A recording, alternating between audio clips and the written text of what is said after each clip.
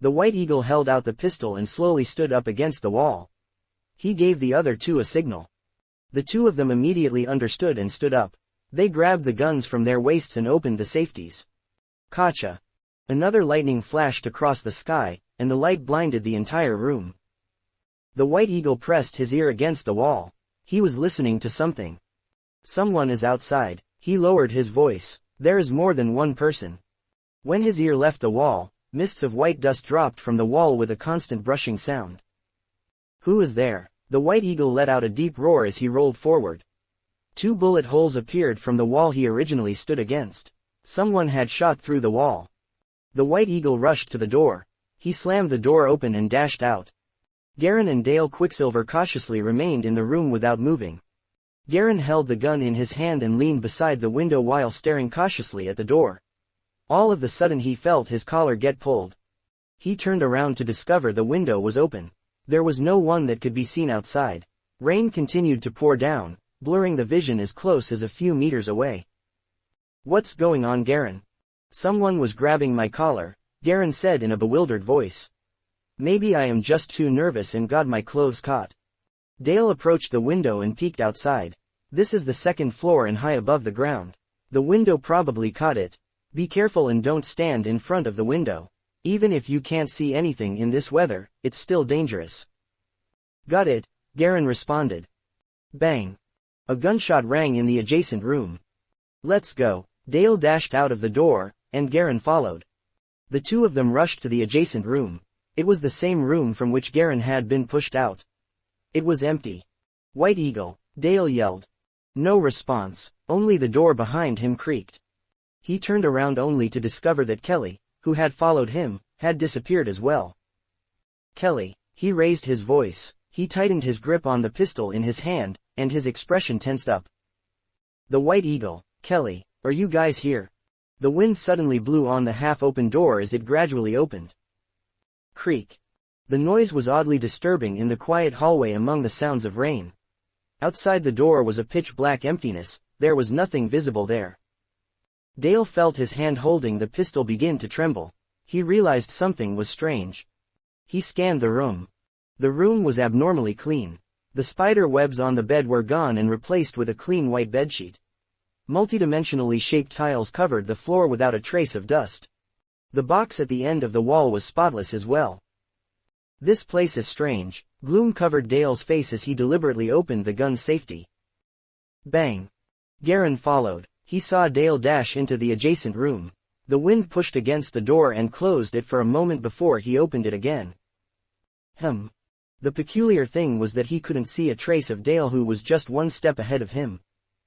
Dale. Garen slowly opened his safety and walked into the room. The room was littered with dust. Water spilled on the floor in front of the window. Someone stood in front of it with his back turned. Garen looked carefully. The person's clothes resembled the White Eagle's. Dale, he questioned with his voice lowered. Tatata. He heard footsteps behind him. Garen turned his head and saw the White Eagle run into the room. Where's Dale? The White Eagle asked breathlessly. Someone was in the room beside us. I didn't manage to catch them. Dale was beside the window. Garen pointed at the window as he turned around. He was shocked to discover that the figure had disappeared. It was as if it had vanished into thin air. What happened? I just saw someone at the window, he said in a deep voice. Could you have made a mistake? The White Eagle walked over, frowning. He examined the floor by the window. There are no footprints. There's no way that someone was standing there. That's impossible, Garen said firmly. I am confident that someone did stand in front of the window. Oh right, where is Dale? Isn't he with you? The White Eagle asked with agitation. I just saw him rush into this room, then all of a sudden he vanished. My vision got blocked by the door for less than 2 seconds, and he was no longer here. Garen said with seriousness. Kacha. Lightning painted their face pale white. This is going to be a problem. The White Eagle's face became sober. He took out a match to light up a torch he'd brought with him. The bright yellow light slowly lit up a small portion of the room. All of a sudden, he thought of something. His expression changed as he leapt beside the window and looked down. The dark grass field was empty. He let out a sigh of relief. Dale only came in one step before me. Are you certain? The White Eagle's face was calm as the way he looked at Garen turned vicious. There is no way he could have left in such a short time. I'm certain, Garen answered with conviction. The White Eagle stared at him without blinking. He tightened the grip on his pistol when he remembered something. He slowly backed away from facing Garen. He retreated to the door and squatted down. The White Eagle used his empty hand and gently touched the ground. Suddenly, his body began to loosen up.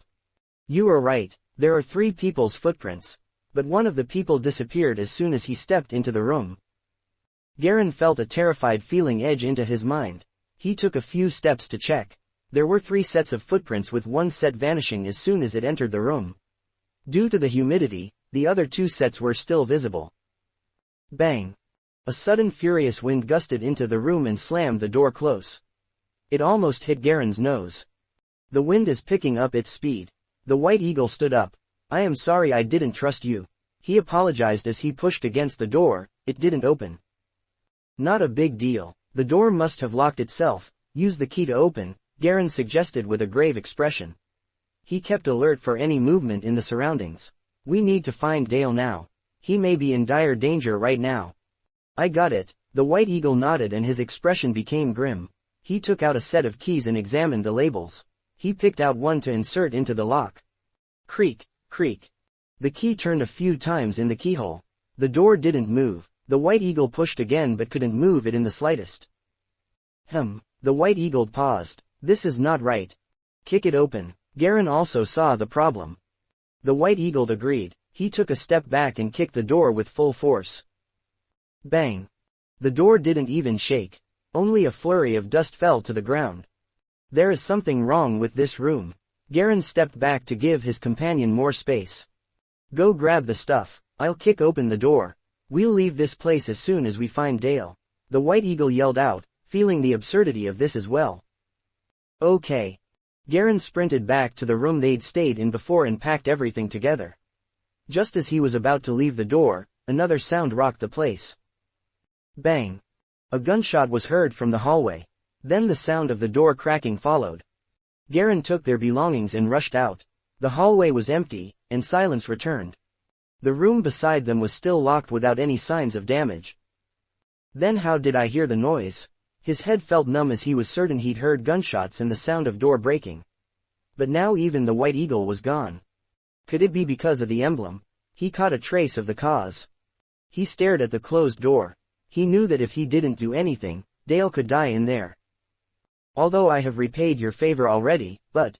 He took out his pistol and aimed at the lock. Bang bang bang. 3 gunshots and lock was destroyed. He tackled the door with full force and opened it. There was no one in the room, but the bed was moved out of its position.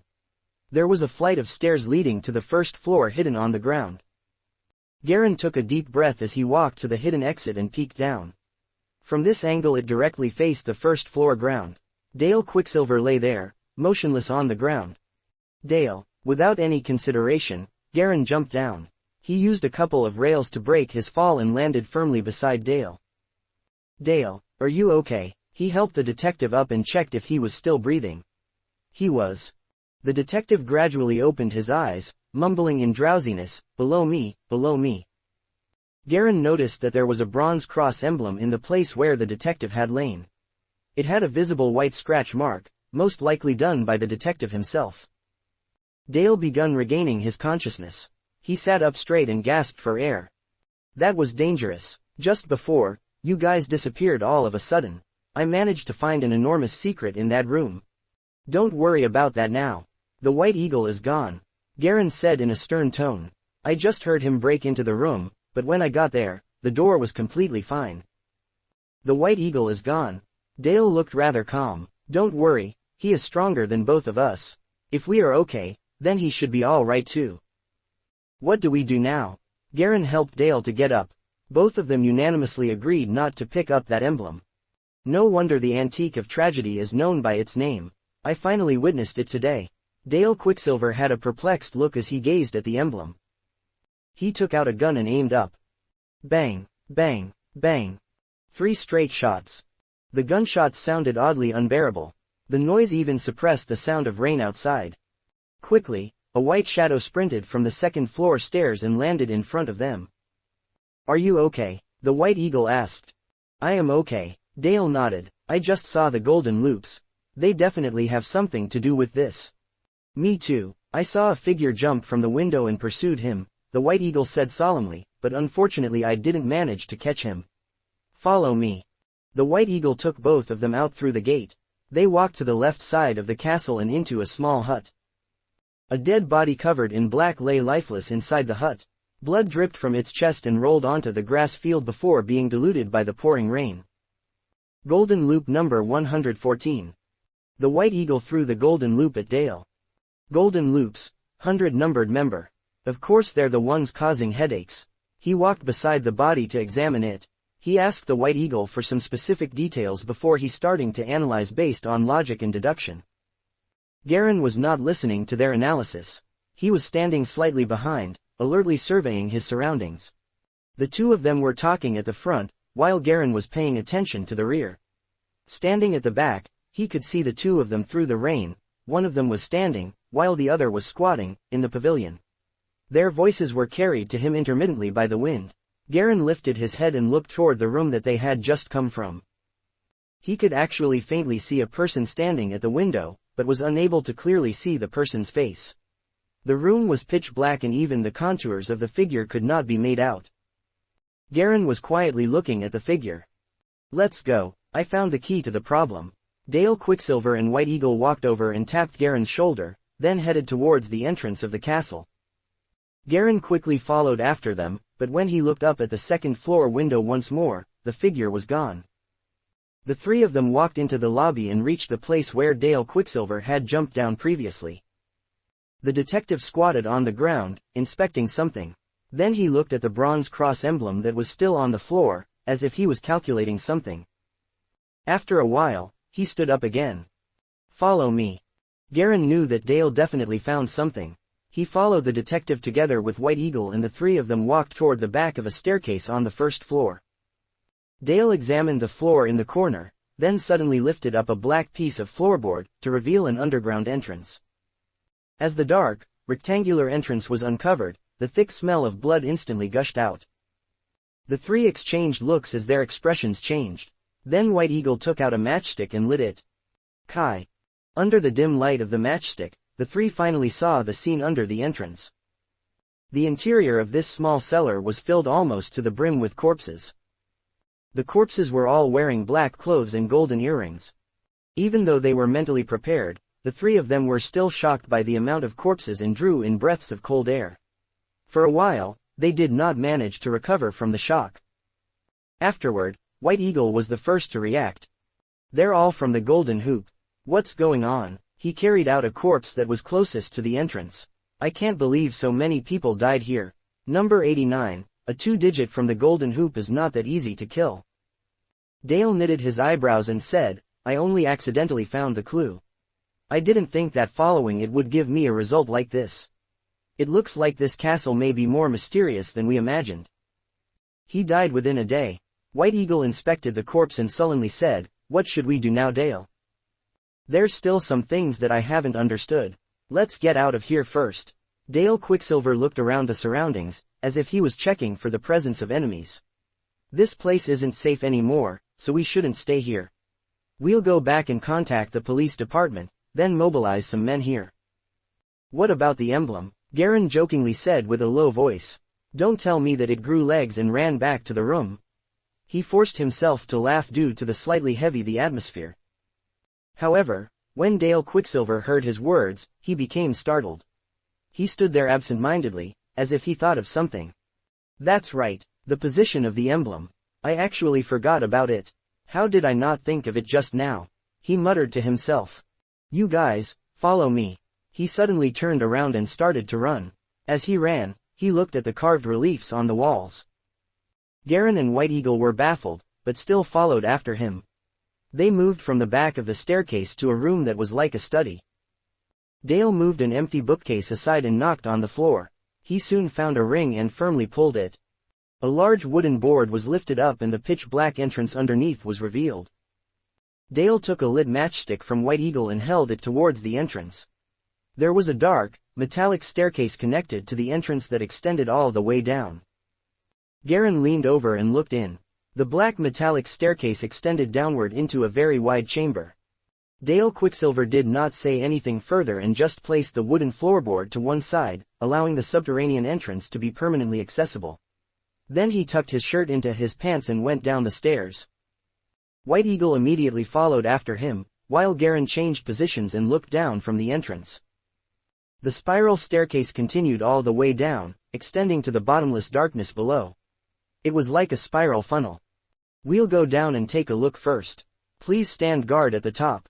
Fire your gun if something happens," Dale said softly after turning back.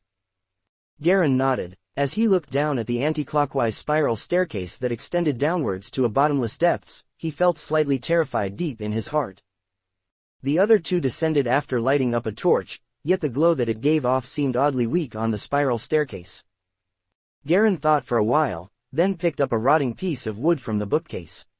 After weighing it in his hand, he threw it down the central gap of the spiral staircase. The piece of wood rolled as it hurtled down, then, there was no sound at all. The two that just went down, and had not yet gotten far, stopped. Dale found something, then lit it up and threw it down from the center as well. The blazing red object rolled as it hurtled down, illuminating its surroundings as it fell. They could only see section after section of stairs as the ball of light fell. The light from the fire became smaller and traveled further and further. It soon became a tiny dot and completely merged with the darkness. Then nothing could be seen. Dale and White Eagle immediately turned around when they saw the result. They soon returned to the entrance and came out. From my estimation, this staircase is at least 500 meters deep. It might even be deeper. Dale Quicksilver sullenly said, "The secret of the Silver Silk Castle might be inside here, and this might be the final goal of the Golden Hoop." Even though the two of them only went down for a short time, a thick moldy smell radiated from their body. They were shivering as well and their faces were slightly pale. Garen was only standing next to them, but was able to feel the cold air emanating from their bodies. "Let's get someone to survey it tomorrow. I don't think the Golden Hoop would be able to properly explore it within such a short time," White Eagle suggested. "By the way, I found this thing in my room earlier. Kelly, do you know what it is?" Dale Quicksilver passed over an exquisite ring with a black gem. The ring was silvery but there was some rust on it. Garen received the ring and carefully inspected it. "It's nothing. It's just an ordinary metallic ring, not an antique of tragedy. I am not sure what the black gem in the middle is, but it might be a black crystal." Garen had picked up a lot of antique and jewelry appraisal knowledge, so he was able to recognize most materials. "It's something from 50 to 60 years ago," he added. "Really, but I feel that this thing might have an important function." Dale took back the ring and muttered to himself. "One more thing," White Eagle suddenly said. "I found that guy from the Golden Hoop hanging on by a thread. The strange thing was that he actually accused us of killing a lot of their guys." He frowned and continued, "But we did not even encounter the people that he mentioned, and what's going with the corpses in the cellar? It looks like this castle isn't an ordinary place after all.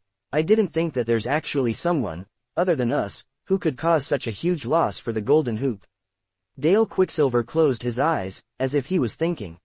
"Let's leave this place first. We need to carefully examine the information on this place," he calmly said after opening his eyes. "Even though I want the Golden Hoop to completely disappear, it doesn't feel good to be framed like this." White Eagle shrugged his shoulders. "There's nothing we can do for now. We can't stay here tonight anymore," Garen agreed with a nod. The three of them returned the bookshelf to its original position and silently left the castle. They jogged in the direction of Canoe Town under the rain.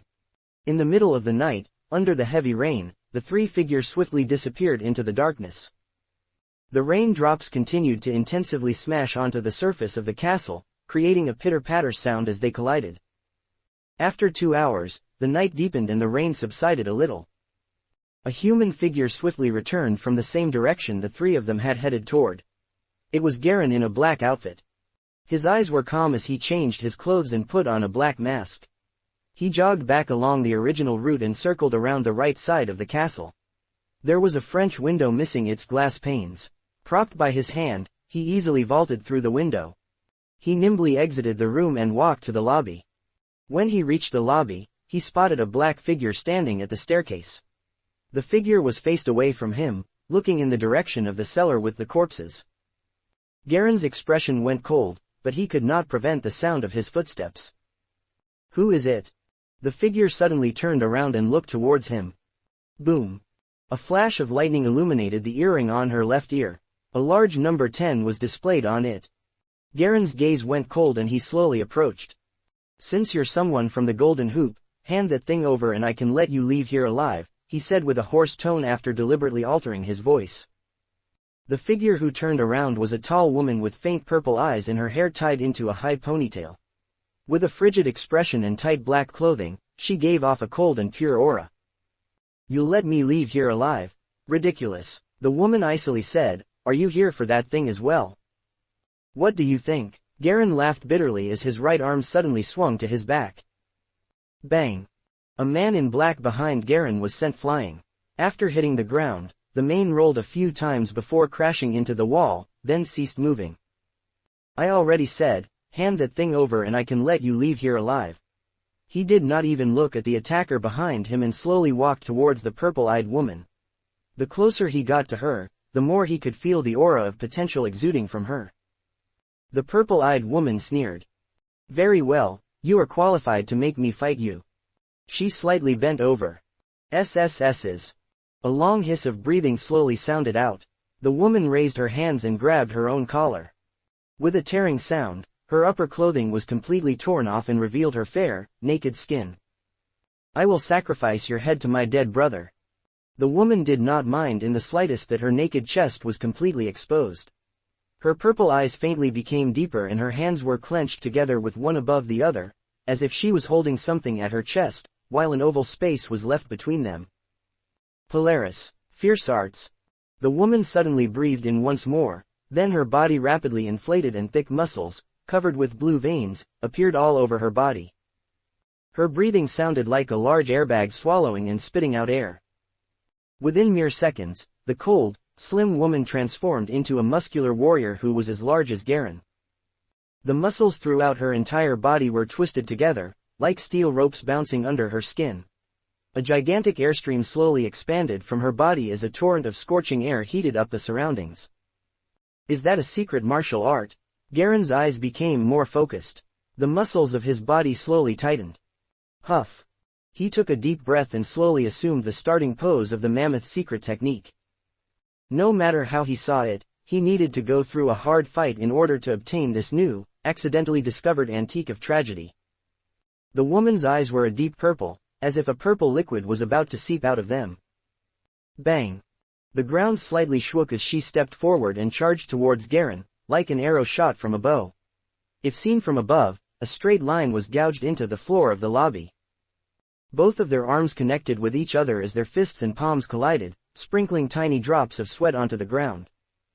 Bang! Garen maintained his blocking pose and was forcefully pushed a few meters back, almost touching the wall. Without a word, the woman swung both of her fists forward once more. A series of fierce impacts sounded out. Both of them did not shift positions and exchange blows while standing in the same spot. The huge force caused the surrounding windows in the lobby to slowly begin to shake and even the sound of the rain was gradually overwhelmed. Every time their fists collided, both of their bodies slightly trembled and the faint sound of bones cracking could be heard. Break! As the woman shouted, a burst of warm air gushed out of her nostrils and her right fist instantly disappeared. Garen could not react in time and her fist reappeared directly in front of his chest. With a loud boom, his chest visibly caved in as he flew backwards and crashed into the wall. The walls of the lobby abruptly shook and huge amounts of fine dust fell onto both of them. The woman sneered. "You're not bad considering the fact that you were able to face me head-on for this long while I used my Polaris fierce arts." With a loud click, the chandelier from the ceiling suddenly fell straight down onto her head. This black chandelier was over 100 pounds, was entirely made of metal, and the ceiling was over 10 meters tall. It would easily kill a grown man if it landed on him. The woman looked up toward the chandelier and swung her right fist at it. With a loud bang, it broke in two and smashed into opposite walls. She shook out her right hand, though her skin was not damaged in the slightest. Garen took the opportunity to stand up and stabilize his body. He sullenly looked at the woman, desperately thinking of a solution. I only discovered the antique of tragedy when the cellar with the corpses was opened. I didn't think that they would be looking for that thing as well. This lady is quite strong. However, when it comes to the antique of tragedy, the more the merrier. Now that I finally came across one, I can't let it go. Even though she is strong, my explosive fist arts isn't weak either. He felt his chest was still slightly painful. He took a deep breath and stabilized his body. White Cloud's secret art, he shouted in his mind. All of the muscles in his body slowly expanded, as if a human-shaped balloon was slowly inflated, and he grew from 1.7 meters tall to 1.9 meters. His head seemed a lot smaller compared to his current body. It looks like I've underestimated you. He calmly walked back to his original position, facing the woman. The distance between them was only a few meters. However, I think you're mistaken. I wasn't the one who killed your men. You're not the one who killed them. The woman sneered. In a rural place like this, are you telling me that there's another martial adept hanging around? Her eyes were constantly scanning Garen's body. As a martial artist who had reached the human limit, her insight had naturally reached the corresponding level. She could easily tell that the man in front of her had already reached the human limit as well. I don't care where you're from. Since you've messed with the golden hoop, you shall experience our endless vengeance. Before she even finished speaking, the woman roared and suddenly charged forward. She moved silently like a gigantic white python, drawing out a fine arc. Her fists were like the top and bottom fangs of a python, opening and closing, constantly changing their position as they bit down toward Garen. Python stab. As her fists overlapped, a faintly audible sound due to the air resistance could be heard. This was her true killer move. Her fists appeared to be the attack, but the true attack was from the metal blades hidden in the soles of her shoes. Even though it was obvious that her opponent was an expert at the body hardening technique, her legs had slaughtered a countless amount of such experts. As long as this attack connected, even the hardest muscles and bones would be pierced through. She had previously used this move to puncture through a wooden board that was thicker than her fingers. Single quote. I will kill you with one move. She focused most of her energy into the tips of her toes. Silently, a silvery white object slowly emerged from the bottom of her shoes. Garen sullenly looked at the female figure charging towards him. It was not that fast, but the immense heat blowing towards him was as if a gigantic white python was really pouncing at him. He could even hear its hissing as its jaws opened and closed. He slowly rotated his body, facing his opponent with the right side of his body. Bang! The two of them viciously collided and tightly stuck to one another. Neither of them took a step back. As their arms intersected, they were only inches apart and could even hear each other's breathing. Chi-chi. The clear sound of cloth tearing sounded out twice and a triumphant look appeared in the woman's eyes. Her legs were viciously wrapped around Garen's waist and her entire body was coiled around him as well, forming an abnormally amorous position. If she still had her previous beautiful appearance, someone might have the wrong idea. However, as she was tall and brawny at the moment, it looked like two muscular men were wrestling. The woman was topless and had fair skin. Garen was wearing a large black shirt and even though his muscles had expanded at the moment, it was still mostly black. That was why the differences between their bodies were exceptionally clear. The woman clung onto Garen's body as the blades of her shoes stabbed into the lower back of Garen's torso, at the position of his kidneys. Goodbye, she whispered and laughed. Garen suddenly grinned. That's my line. His right elbow instantly moved forward, like a black baton, and viciously smashed into the woman's face. Bang! The two of them instantly separated, while droplets of blood sprinkled all over the place. The woman stumbled backwards. She could not keep her balance and knelt down on one knee. You're actually all right. She lifted her head and stared at Garen in astonishment. Blood was coming out of her eyes, ears, nose, and mouth. After receiving the elbow strike, her entire body was still violently shaking. Her ears were ringing as if she was standing inside a large bell that was being sounded. This is vibration. Damn it, he's actually an expert that has grasped vibration. She could not believe it as she stared at Garen. Garen touched the back of his waist and found two light wounds that were faintly bleeding. Too bad. If it was someone else, this move might be able to cut them into them. It's too bad that your opponent is me. He slowly walked toward the woman. Ha ha ha. The woman suddenly laughed. What a terrifying body hardening technique. As she stood up, Her right hand swiftly reached to her back and a silver pistol appeared in her hand.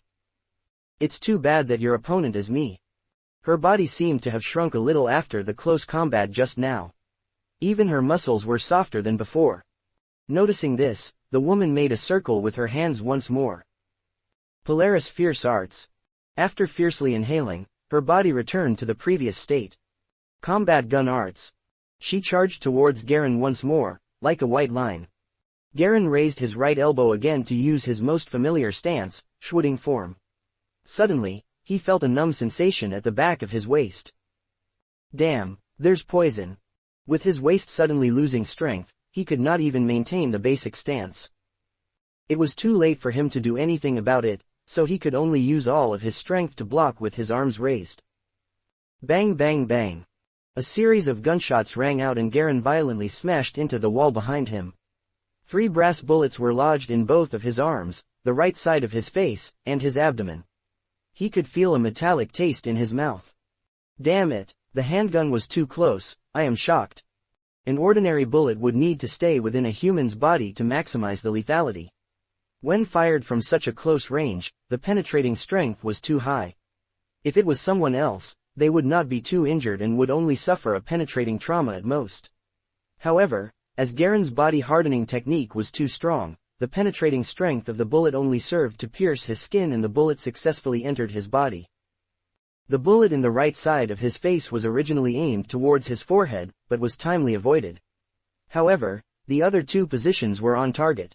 Both of his arms were struck by a punch as well, but it was weak. However, it was just enough to break his stance and allow the bullet to hit his face. Leaning on the wall, Garen did not even have time to catch his breath. He saw a white figure viciously pouncing at him as the silvery blades on her feet drew an arc in the air as they aimed for his abdomen. With the poison on the blade, he would definitely die if he was struck a few more times. Damn it! Garen roared. Though his opponent was slower than number 101, she was still extremely quick and faster than him. At that moment, he could already feel the cold blade touching his abdomen. Since I can't avoid it, then we'll see who's tougher. Ah! With a roar, his abdominal muscles tightened to trap the blade, his left hand grabbed onto her leg to prevent her from escaping, and he viciously swung his right fist at the purple-eyed woman's head. Bang! Oomph! The woman was struck in the head by the punch and she reeled back from the blow, splattering blood everywhere. The 2 of them separated, breathing heavily. Even though the fight between them did not last long, the situation was abnormally severe. Both of them were heavily injured. The woman's right eye was completely destroyed, her entire body was shaking, and she was bleeding even more from her facial orifices. Garen was poisoned, his lower back was getting number, and his abdomen was starting to get numb as well. If the woman was not too weak and the blade was longer, the attack might have directly penetrated his gut. Garen was leaning on the wall. It was the first time that he met his match. Even though his opponent's defense was lower and she had not grasped the vibration technique, her power was comparable and her blade could easily pierce his skin and muscles with enough strength behind it. The high defense of the explosive fist arts was nothing for his opponent. With the addition of the gun and poison combination, Garen knew that he would not be able to get that mysterious antique of tragedy on this day. I've taken a huge loss this time, he muttered to himself. Lifting up his head, he saw the woman struggling to stand up. She was holding the silver handgun and was slowly aiming at him. Bang bang bang. Out of the 3 shots, only one managed to hit Garen's right shoulder. The bullet did not even manage to pierce through the skin and only left a red mark before it ricocheted. It made a clear sound as it fell to the floor. Your eyes are finished, hee. You should have just handed that thing over. You were asking for it. Garen gloatingly laughed. You, very well. The purple-eyed woman took 2 steps backward, then sagged onto the ground. Unfortunately, you're poisoned, so you'll only die earlier than me. To be able to die by the hands of the number 10 golden hoop, your death isn't wasted. It seemed that the 2 punches, using the vibration technique, to her head had made her slightly sluggish. Garen knew that the vibration was taking effect. The lady standing across from him must have had her insides injured by the power of vibration. His version of the 2nd level of the explosive fists art was unlike that of others. The lady might even have internal bleeding from it. Garen was confident in his actual strength and, if he were to use his it, he might even surpass his third senior brother. A simple gun would not pose any threat to him now. Originally, he planned to sneak out once he had finished searching for the antiques, but he had not expected this purple-eyed lady to discover her henchmen's corpses. Everything was smooth up until this point. Garen had not expected his opponent to be so vicious. The lady did not hold back on him, using guns, fists, and even poison. I have to leave here now. He felt that the numbness in his back had intensified. Garen sneered and then closed his mouth. He focused on the upper bracket of the attribute panel. The potential bracket was already at 233%, so he still had 2 attribute points remaining. Physique influences the recovery rate. It might prove to be useful now against poisonous effects. In this emergency situation, Garen was running out of ideas. He needed to recover and escape to prevent unforeseen accidents from happening. The enemy body count of men from the Golden Hoop was no joke. He fixated his attention and added 1 skill point to his physique attribute. The physique attribute increased from 1.57 to 1.87. The moment the point was applied to his physique, Garen felt nothing but tingling all over his body. It only took 1 second for him to return to normal. He felt the numbness around his back and his lower abdomen start to fade away. He even recovered enough strength to stand up. Effective indeed. He was pleased by what happened. It is not worth becoming like this for a cursed antique. I even started a feud with one of the masters of the Golden Hoop. If I don't take care of it now, I'll be in even more trouble in the future. He was determined to finish his opponent to prevent any inconvenience in the future. He stood up and began slowly walking toward the purple-eyed lady. How can you still stand? The purple-eyed lady covered her right eye with one of her hands. The remaining eye stared at Garen in shock. How can you still move after taking hits from the Roman Flower King's poison? Her whole body was deadened and without strength due to blood loss. Though she could still aim her gun, her efforts seemed meaningless against her opponent. She could not even reload and shoot in time due to the short distance from her opponent. This is the end. An ugly smile could be seen on Garen's face. He felt his body recovering rapidly. The 0.3 increase to his physique attribute that he applied earlier had really helped his body. He sensed the numbness almost disappearing from his back and the feeling of pain returned from the injuries to his abdomen area. Hurry, Master has been waiting for a while now. Hurried steps were heard coming from the outside. Garen's facial expression changed and he had one last look at the lady before deciding to escape. He jumped out from the same window he had snuck in from, turned the corner, and disappeared into the rain. The lady had her head down and only let out her breath after confirming that Garen had left the hall. Blood and tears seeped through the fingers of the hand she held over her eye and dripped onto the black tile floor. She picked up the clothing that she threw on the floor from earlier and covered her naked chest. Her body began slowly shrinking down, like a deflating balloon. In no time, she returned to her original form, a pretty lady with a petite figure. The living room door swung open widely. A man and a woman dressed in suits swiftly came through the door. They were startled by the mess that was left behind and the purple-eyed lady who sat on the floor. "Boss, are you okay?" The tall man rushed over and bowed beside the lady on the floor. "Go away." Thump. A muffled sound was heard. The man stumbled backward with his face looking pale. His eyes stared at the sword marks left on his chest. A line was neatly cut across his shirt, with his skin almost injured. The woman in a black suit, who was smaller in size than the man, stood aside and laughed at what the man had been through. The purple-eyed lady sat up on the floor. "Any updates on the tasks I've ordered you to complete?" "Master, I've been to Dale Quicksilver's house and some of the White Eagle's hiding spots. Both of them are nowhere to be found. We suspect that they've been hiding in some new place." The woman in the suit bowed before answering.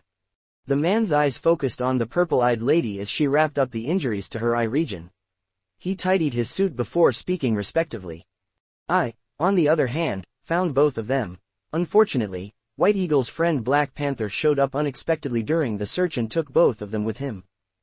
"A bunch of useless pricks," the purple-eyed lady roared while rising from the floor. Her right eye had stopped bleeding with the bandage wrapped around it. "You can't even capture one little White Eagle. I think it's time for me to ask for new henchmen to assist me. After I finish recovering, I will take care of the White Eagle on my own." She subconsciously glared at where Garen had stood. With hatred in her eyes, she said, If this skilled fighter had not shown up and weakened me, I'm certain that tomorrow would be the death of Lily. Master 10 Inches, the tiny woman spoke softly, your plan is to force Lily into a corner and take care of her. However, Lily's personal disciple, the White Eagle, was able to escape from Canary's hands in the previous encounters. This has proven to be a hindrance to the organization's plan.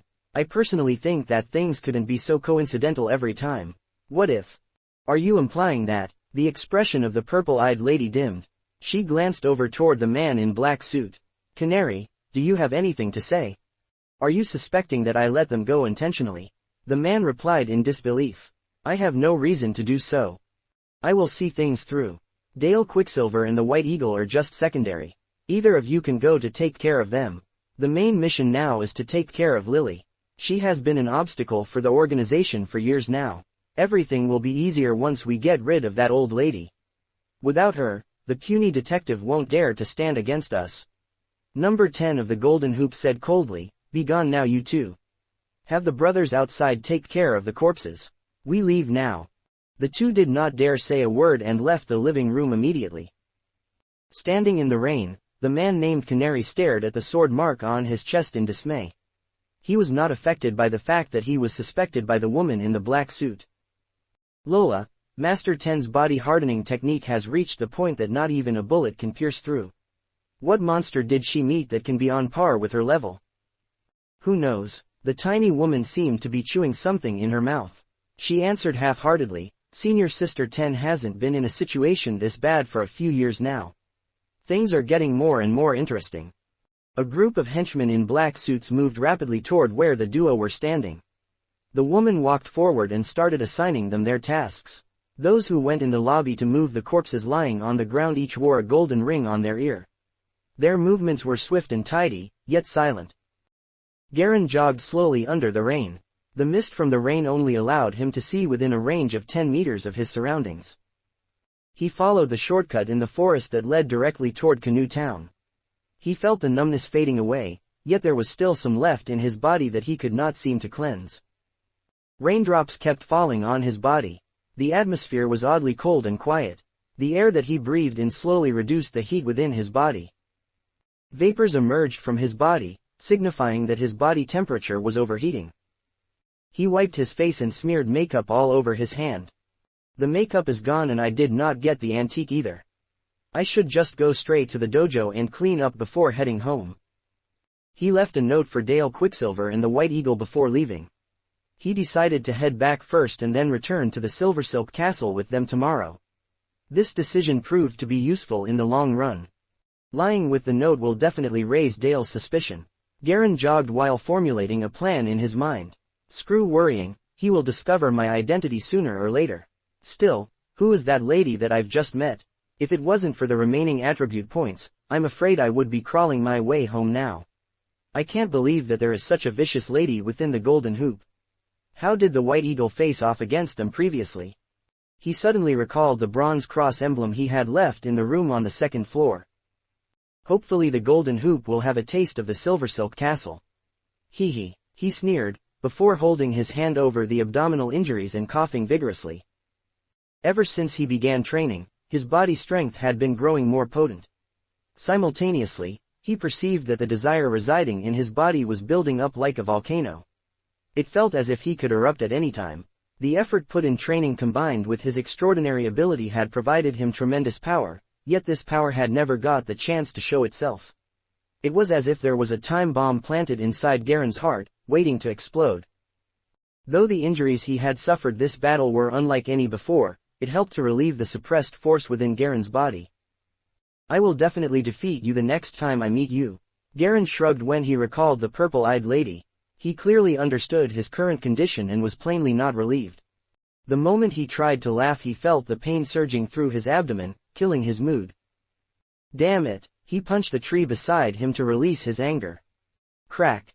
A tree large enough for a person to hug now had a hole in its body. The insides could be seen covered in whitish-yellow tree sap. Some of it gushed out from the trunk, but was immediately washed away by the rain. Garen did not waste his time looking at the tree. Instead he sped up his pace and ran toward Canoe Town. After this battle, he could measure his current potential level. With his total strength, he should be on par with the purple-eyed lady, stronger than third senior brother, but far weaker than second senior brother and first senior sister. As for the Grand Master, his strength should not exceed first senior sister since he had aged and his powers should be waning. Garen was excited to find out how his strength would be ranked according to the standard criteria. He decided that he would take the ranking exam to see which rank he can reach after concluding the Silversilk Castle exploration with Dale and the White Eagle. L.E. First senior sister and Grand Master are said to be at rank E. Anyone who reaches a letter rank is above the normal standard. Judging by this, I think I can be ranked by the amateur standard. I suppose I am not even at lowest letter rank. Garen had some doubt in his heart. He had the impression that first senior sister and Grand Master were beyond what they showed on the surface. They should be at a higher level. It's you again. In the plain-colored emergency room, Dr. Ash from Canoe Town was sitting beside Garen. He was carefully taking out the brass bullet head from his arm, and slowly putting it in the metal plate on the table. Cling. The bullet landed in the plate, making a crisp sound. Tisk tisk, the bullet head had gotten bent. You were very fortunate that it went through something else before hitting you, otherwise you'd be dead for sure, Dr. Ash exclaimed. Last time your arm was dislocated, but this time you got hit by a bullet. Did you meet some bandits? Yes, Garen nodded. If I wasn't this lucky, I'd be done for. All of those bandits were wearing golden earrings. They stole all my antiques as well. If I hadn't trained in martial arts, I'd be dead for sure. Ouch. He moaned as the bullet in his stomach was removed. Dr. Ash dropped it in the metal plate. Those cursed bandits. The residents of our town also get robbed by them frequently, and we end up having to pay them every time. Dr. Ash shook his head hopelessly. You should report this to the Wyshan City Police Department. A case like this isn't solved in 1 or 2 days. He dabbed the cotton ball with alcohol and started cleaning Garen's wounds. As the alcohol touched his injuries, Garen gritted his teeth to endure the pain. After cleaning, Dr. Ash took out a small bottle from his bag. He dipped a cotton swab inside, and a purple-colored liquid soaked it, emitting a strong smell like that of a disinfectant. Garen endured the pain, watching Dr. Ash anoint his wounds with the medicine. His face was bruised white and yellow while his eyes differed in size. One was small and the other big. It was so because of his makeup not getting fully washed off. But at least it was still good enough to cover up his face. Oh, and Dr. Ash, I've heard that Detective Dale Quicksilver has come to Canoe Town. Do you know if he's still here? Ah, Detective Dale. Dr. Ash paused to think. I'm not too sure either, but I did see him and 2 other people getting on a carriage headed to Silversilk Castle. I don't know if they're back. Garen nodded in silence. After 10 minutes or so, Dr. Ash finished dealing with Garen's wounds. Garen paid the doctor and put on his soggy jacket, ready to leave. Wait, Dr. Ash stopped him from behind. You are going back like this. Although it's not raining outside, your jacket is still wet, you will infect the wounds. No problem, I have a strong body, I'll be fine. Garen chuckled indifferently. You don't care but I care, this is my work. Dr. Ash mumbled as he treaded inside, shortly after he came out with a grayish suit jacket. Take this and put it on, don't wet the wounds. Think about all the time and effort I put into binding them. Don't forget to return my jacket. Garen smiled and took off his wet jacket and put on the gray one. Thanks, I'll return it in a few days. Hurry up and leave, don't let them see you. Dr. Ash waved his hands impatiently. Be careful and don't let the wounds become infected. Garen nodded and walked out the door with his soggy jacket in hand. It was already dark outside. It must have been late in the night. Garen stood in front of the small clinic and gazed outside, listening but hearing no sound of anyone nearby. Woof woof. A faint dog bark came from a distance, making the night even more lonesome and quiet. The houses on the sides were dark, without any lights. The moonlight shone from above, showering the road with a faint light. Garen closed the door behind him and suddenly felt exhausted. After that battle, I rushed here on foot, and then spent half an hour in the clinic.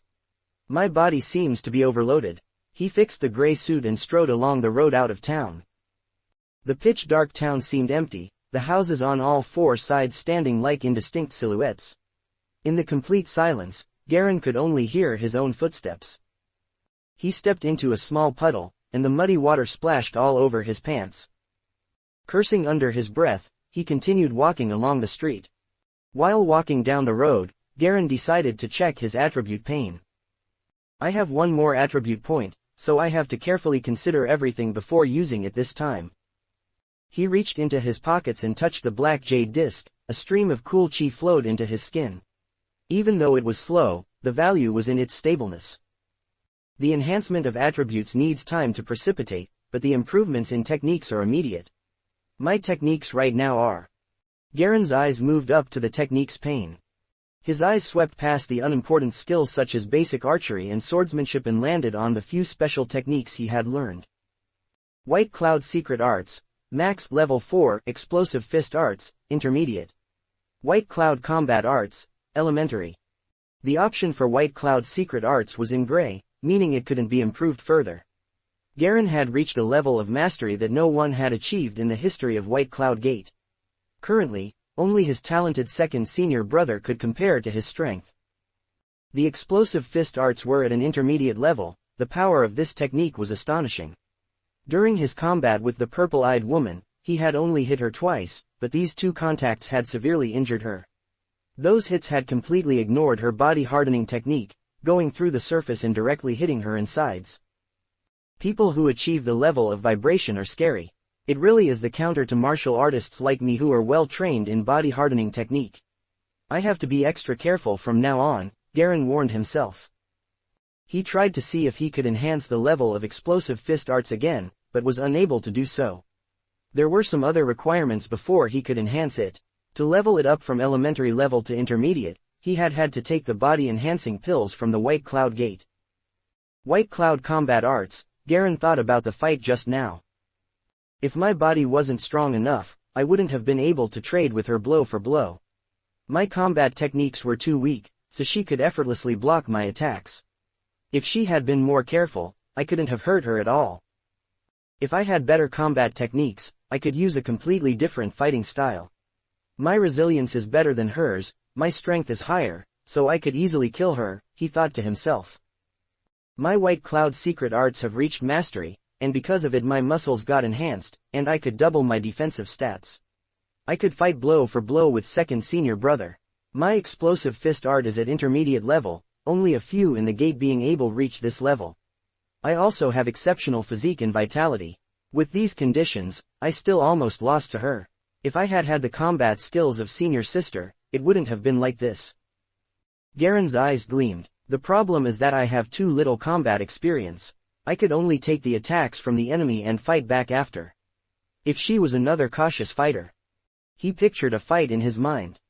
The purple-eyed woman swiftly circled around him, occasionally dashing forward to promptly slice at his arms and legs.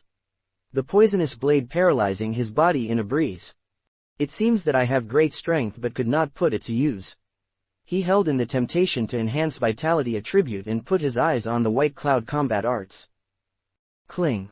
The White Cloud Combat Arts jumped from elementary to intermediate level. Garen's body shivered, his limbs instantly felt more flexible and alive. It became easier to move them in all directions. The White Cloud Combat Arts at an intermediate level enables the effortless use of 4 big forms during combat. Changing forms during combat feels natural and instinctive. I wonder what the advanced level would be like. Garen moved his body and limbs, feeling like he had complete control over the area within the radius of 1 meter around him. He raised his hand and did a karate chop in front of himself. Shwoo. He instinctively used the shot form. The air snapped and made a crackling sound like a firecracker. I could only use shot form with my right elbow before, but now I can freely use all 4 big forms with any part of my body. This intermediate level is indeed stronger. Garen grinned with satisfaction. After trying out the speed of his 4 big forms, he was sure he could now beat 2 of himself from before. Now if I meet someone who is faster, I'll be able to handle them with my strength. He nodded with satisfaction and quickly stepped into the darkness, on the road back to Waishan City. It was past 2 a.m. when Garen arrived at Waishan City. He went back straight to the dojo. He asked one of the students to inform his family and stayed at the dojo for the night. The next morning, he woke up early to put on the makeup and headed right back to Canoe Town. Kelly, you're here early. The sky at dawn was not yet bright, but gray and gloomy. At the open-air restaurant, Garen sat at a round table with his silver suit. There was a smile in his red eyes. Grace stood next to him, dressed like a secretary, and holding a black notebook in her hands. The two silently watched as Dale Quicksilver strolled over with a yawn. Garen lifted a cup of coffee from the table and took a sip. Dale fell into the chair in front of Garen. What happened to your face? Why is it banded in gauze? He drank a big gulp of coffee and asked. Didn't you say you were going back? I accidentally chafed it, no big deal. What about yesterday? Was there any results? Garen asked. We'll go again today. The White Eagle has already informed Weishen's police department. I'm guessing someone should be there by noon. This is a big case with lots of casualties, so it'll be troublesome. If I had to guess, the Golden Ring must have thought we killed their men, so we might run into some trouble at the Silversilk Castle today. Dale Quicksilver frowned with worry. Garen's eyebrow flinched as he thought about last night. He was a little surprised about Detective Dale's predictions.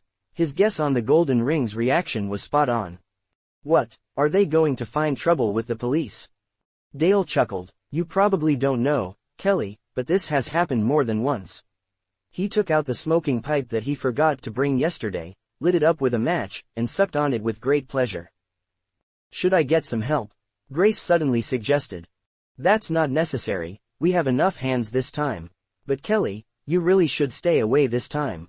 The White Eagle and I will go with our friend. If something happens, we won't be able to protect you, Dale Quicksilver told Garen. Don't worry, I can protect myself. Don't forget about when you gave me the black jade disc. Garen winked at Dale. I knew you wouldn't give up so easily, up to you then. We are going to go down that hole and take a closer look. Oh right, take a look at this. Dale took out an old-looking yellow paper from his pocket. Garen spread it out and revealed a colored oil painting. A man was running forward on a vast gray plateau. The man was headless and facing the opposite direction. A flock of birds were flying out from his neck. There is more on the back, Dale Quicksilver reminded Garen. Garen flipped the paper over, and there was another painting on the back. A man's rough and coarse hand reached out from underground. There was a bloody hole in the middle of this hand, and a man in a black robe stood inside this hole. At the bottom of the painting was a line written in a language Garen did not understand. The line at the bottom is written in an ancient language, Archon. It means, to bestow goodness of heart upon mankind. Dale's face looked serious. I did some research. You should prepare mentally for this. Garen nodded mutely. He had a feeling that things at Silversilk Castle could be on a whole different level of trouble. Dale drank some coffee and continued, we found this piece of paper under that hole yesterday. I left as soon as I found it because I immediately recognized the origin of this writing. He paused. Archon is a language used by one of the most mysterious people in ancient times. Mysterious? Garen squinted at him.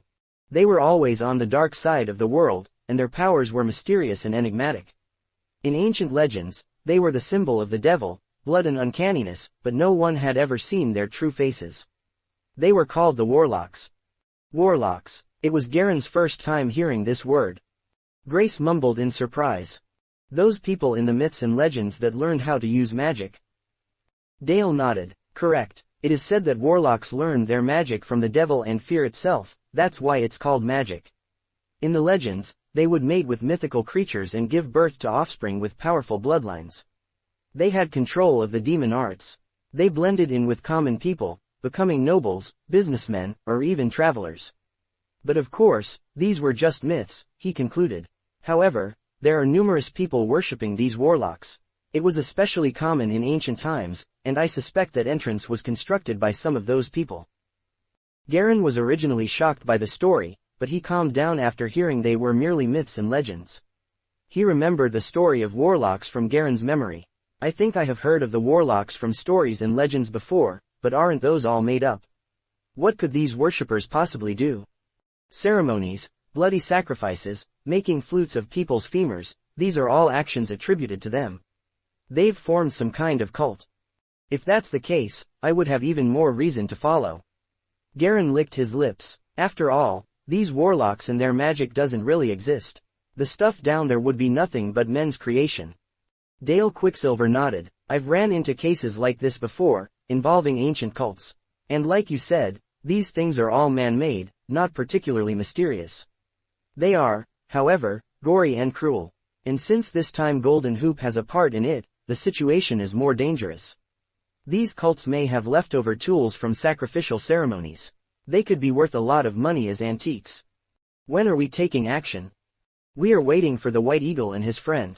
We've asked for some reinforcements from the police as well, so we shouldn't run into too much trouble. Dale Quicksilver looked at his watch. It's 6:40 right now, and they will be arriving before 10. Are we just going to wait around? Garen asked. It's nice to have some rest, don't you think?